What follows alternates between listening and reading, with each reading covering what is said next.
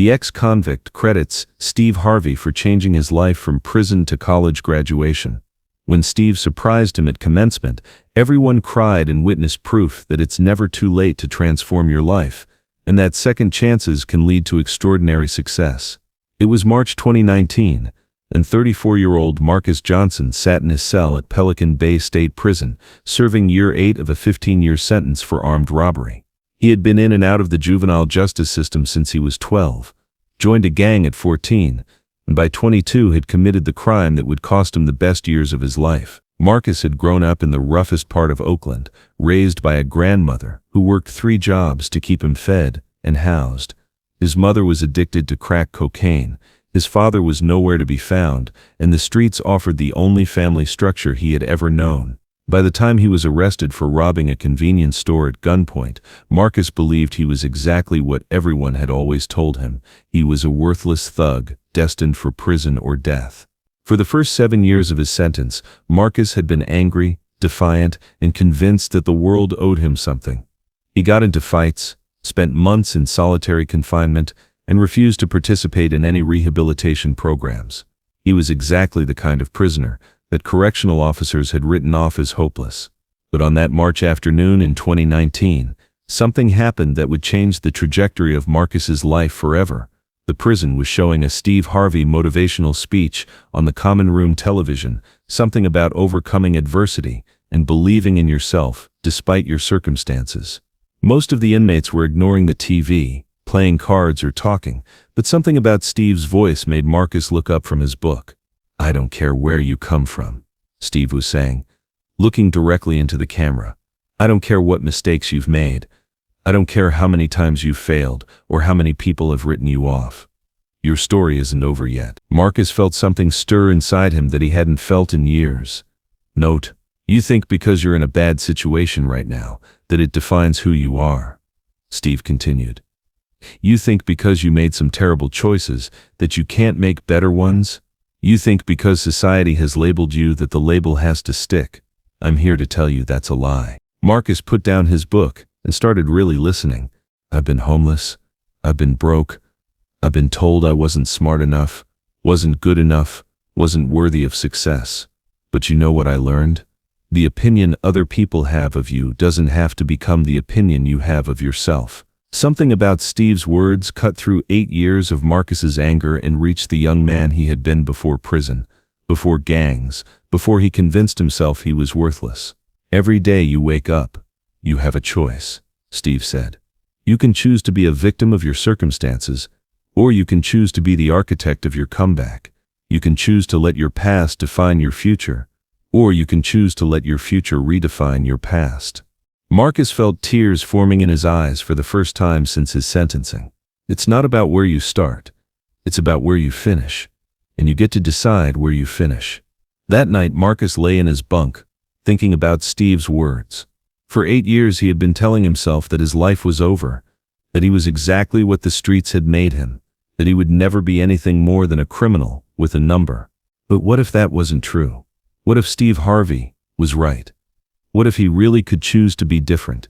The next morning, Marcus did something he had never done in 8 years of incarceration. The prison education coordinator, Mrs. Patterson, was shocked to see Marcus's name on her list. She had tried to recruit him for years, but he had always refused or caused disruptions that got him kicked out of programs. "Marcus," she said when he showed up for his first class, "what changed your mind?" "Steve Harvey told me my story isn't over yet," Marcus said simply.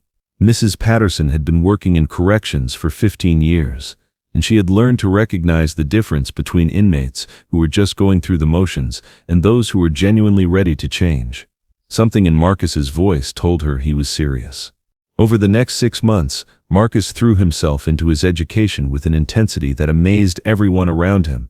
He studied for hours every day, asked questions constantly, and helped other inmates with their coursework. He earned his GED with the highest scores in his class and immediately enrolled in college courses through the prison's partnership with a local community college. "Marcus," Mrs. Patterson said after he completed his first semester with a 4.0 GPA, "have you thought about what you want to study?" "Social work," Marcus said without hesitation. "I want to help kids like I was before they make the mistakes I made." Mrs. Patterson was impressed, but concerned. Marcus, you know that having a felony record will make it very difficult to work in social work, right? I know. But Steve Harvey says it's not about where you start. It's about where you finish. I'm going to finish as someone who helps people instead of someone who hurts them. For the next 6 years, Marcus earned his associate's degree from community college and then his bachelor's degree in social work from San Francisco State University, all while incarcerated. He maintained a perfect 4.0 GPA, tutored other inmates, and became a leader in the prison's rehabilitation programs. Marcus also became a voracious consumer of everything Steve Harvey said or wrote. He watched every episode of Steve's shows that the prison allowed, read his books, and collected his quotes. Steve's words had literally saved his life, and Marcus felt like Steve was his mentor, even though they had never met. In 2023, Marcus was granted early release after serving 11 years of his 15-year sentence. He had earned 2 college degrees, had no disciplinary infractions for over 6 years, and had become a model for rehabilitation and redemption.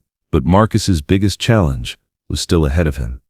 Despite his degrees and his transformation, he was still an ex-convict, trying to find work in a field that typically required background checks and clean records.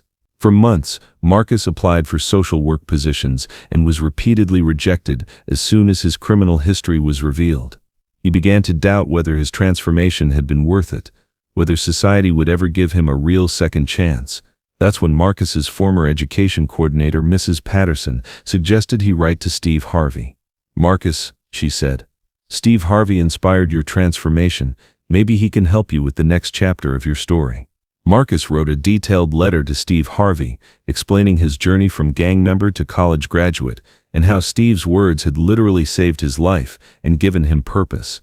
He included copies of his diplomas, his transcripts, and letters of recommendation from prison staff. "Mr. Harvey," Marcus wrote, "you told me that my story wasn't over yet, and you were right. But now I need help writing the next chapter. I want to help kids avoid the mistakes I made, but nobody will hire an ex-convict, even one with a college degree. You gave me hope when I had none. Could you help me turn my transformation into a way to transform other lives?" 6 weeks later, Marcus received a call that changed everything. "Marcus, this is Janet Miller, from the Steve Harvey Show. Mr. Harvey received your letter, and he wants to meet you." Marcus started crying immediately. "He wants to meet me?" "He does. He was incredibly moved by your story. Would you be willing to come on the show to talk about transformation and second chances?" 2 weeks later, Marcus sat in the green room of the Steve Harvey Show, wearing his only suit and carrying a folder with his diplomas and the original letter he had written to Steve 6 years earlier. When Steve walked into the green room before the taping, Marcus stood up immediately. "Mr. Harvey," Marcus said, "I don't know how to thank you for saving my life." "Marcus," Steve said, looking at this well-spoken, confident young man, "you saved your own life. I just reminded you that you had the power to do it.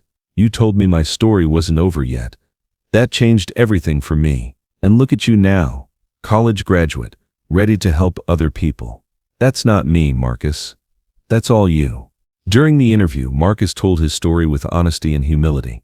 He talked about his childhood, his mistakes, his years in prison, and the moment Steve's words had penetrated his anger and given him hope. "Marcus," Steve said, "what was it about that day that made you finally decide to change? You said I could choose to be the architect of my comeback. Nobody had ever told me I had a choice before. I thought I was just a product of my environment, that I was destined to be a criminal. But you made me realize I could choose to be something different, and you chose education. I chose to prove that I was more than my worst mistake. I chose to become someone my grandmother could be proud of. Tell me about your degrees." Marcus pulled out his diplomas. Associate's degree in general studies, bachelor's degree in social work, both with a 4.0 GPA. The audience applauded, but Marcus wasn't finished. "But Mr. Harvey, I'm having trouble finding work. Most organizations won't hire someone with my background, even with my education." Steve stood up. "Marcus, what if I told you that someone has been watching your story? Someone who believes in second chances and wants to offer you a position?" Marcus looked confused. "What do you mean?" "The Boys and Girls Club of America has been following your journey since Mrs. Patterson contacted them about your story. They want to offer you a position as a youth counselor, working specifically with at-risk teenagers who are heading down the same path you once took. Marcus stood up in shock. Are you serious? A representative from the Boys and Girls Club walked onto the stage, carrying an official job offer. Marcus, she said, we believe that sometimes the best person to help someone out of a hole is someone who has climbed out of that same hole themselves. We want you to join our team. Marcus broke down crying. This is really happening? It's really happening, Steve said.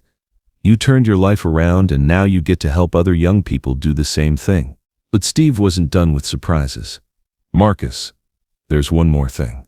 San Francisco State University wants to invite you to be their commencement speaker at next month's graduation ceremony.